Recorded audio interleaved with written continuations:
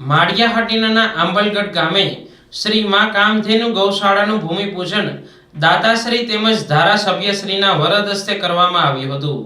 મળતી વિગત મુજબ માળિયાહાટીના આંબલગઢ ગામે શ્રી માં કામધેનુ ગૌશાળાનું ભૂમિપૂજન મુખ્ય દાતા રાજેશભાઈ હીરાલાલભાઈ દડિયા તેમજ માંગરોળ માળિયાના ધારાસભ્ય ભગવાનજીભાઈ કરગટિયાના વરદ હસ્તે કરવામાં આવ્યું હતું।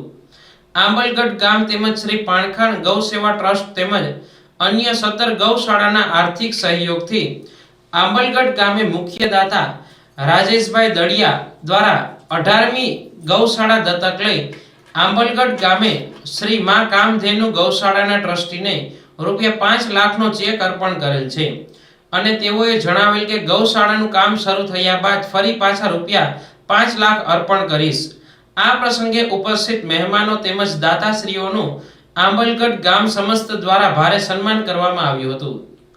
માતા હું કામધેનુ ગૌશાળા સમિતિ ઉમંગ પુરોહિત પ્રમુખ શ્રી આંબલગઢ।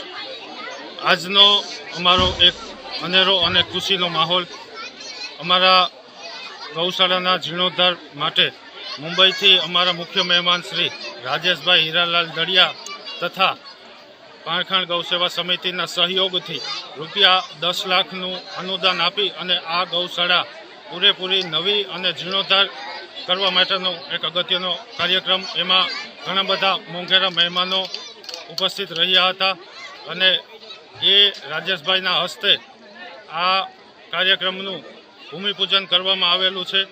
જય ગૌ માતા।